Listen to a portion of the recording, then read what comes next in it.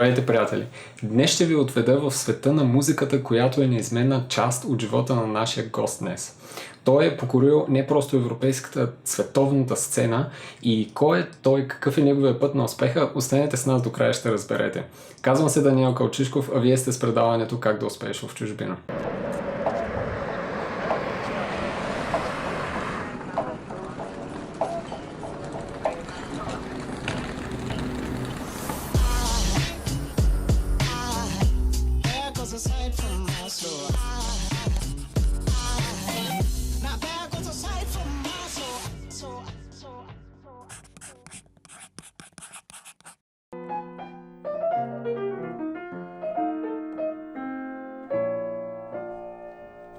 Дами и господа, за мен е изключително удоволствие да ви срещна с Константин Костов. Здравей, Коце, и добре дошъл в нашето предаване.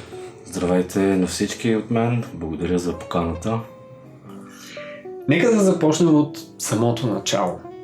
А именно твоето детство. Разкажи ни как протече то и как се зароди любовта ти към музиката.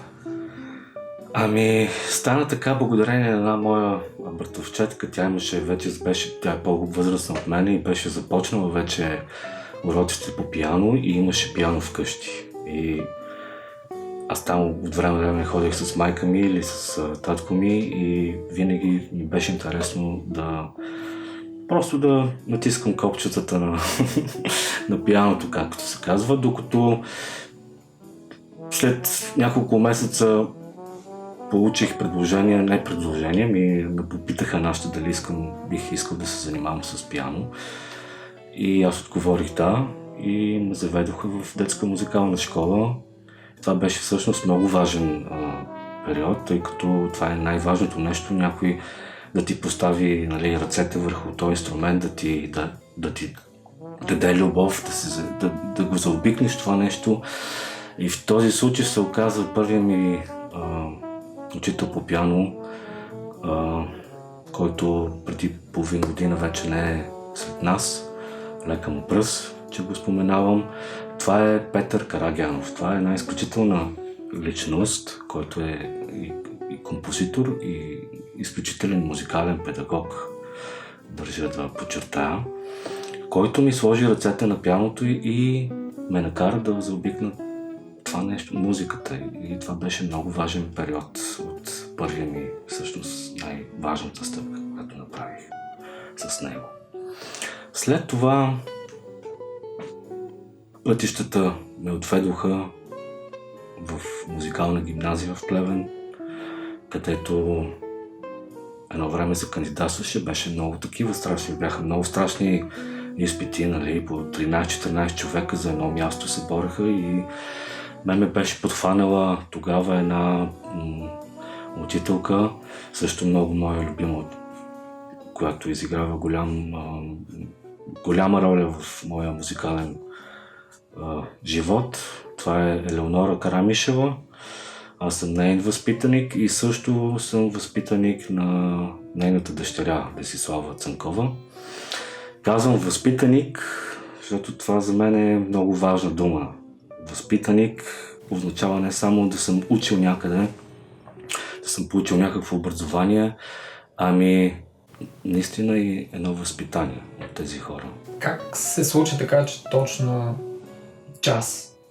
Насочи се към джаза. Кое беше нещото или кой беше човекът, който те насочи към или вдъхнови да се занимаваш с джаз? По това време беше, разбира се, Милчо Левиев. Това ми беше вдъхновително. Това беше първия джаз музикант, който гледах на живо. Бях на един концерт, попаднал във Враца случайно, след промяната тогава. Милчо Левиев дойде в България да направи няколко концерти. Един от които беше във Враца с Врачанска филхармония, свири Гершвин Рапсодия в синьо. На което билети нямаше. Всичко беше изкупено. И аз отидох с майка ми просто така да се завъртим, да не би нещо случайно да излезе от някъде някой билет. При което срещам първи ми учител по пиано, който като ме вижда ме попита: имаш ли билет? И аз му казах: нямам билет. И той, голям жест. Това е един голям жест, който ми направи. Той ми отстъпи неговия билет. И ето.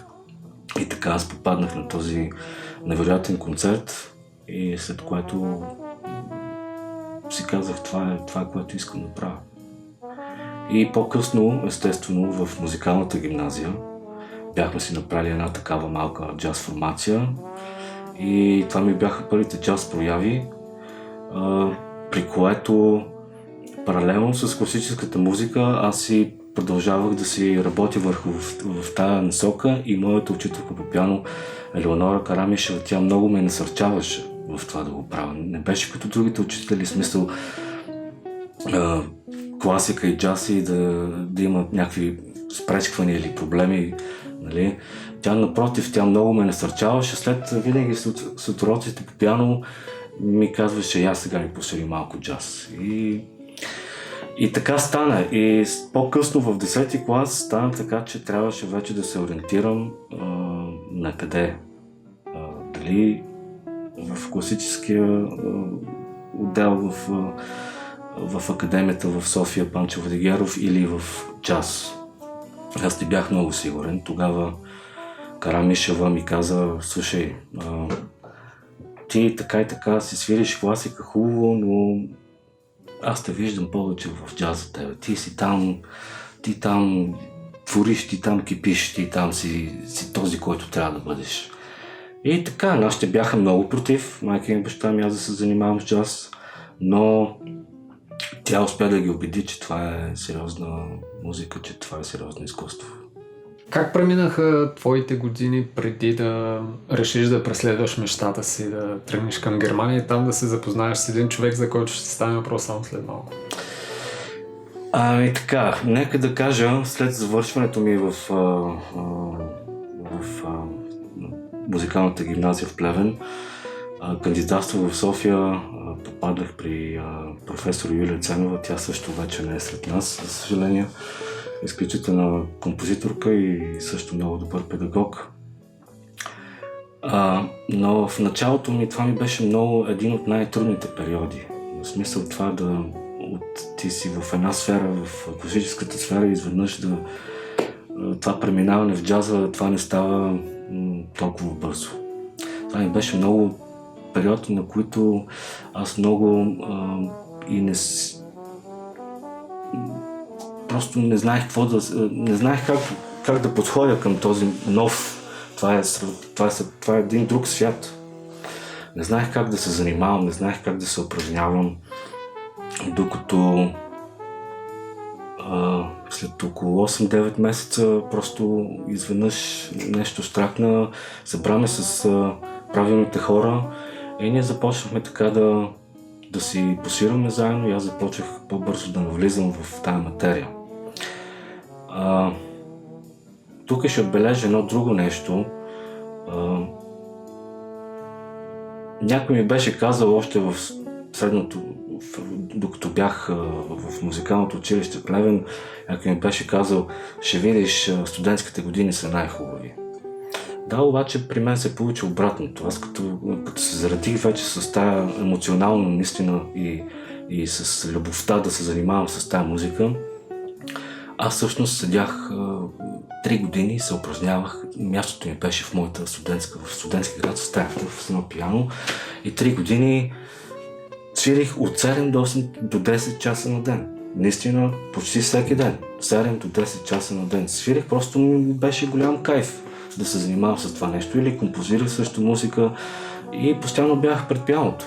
И този период всъщност много помогна за следващият ми период, който ще стане по-късно. За който ще стане въпрос само след малко. Останете с нас и във втората част от интервюто, което проведохме с Константин, за да разберете кое е нещото, което го кара да напусне дори собствената си родина, за да реализира една своя мечта.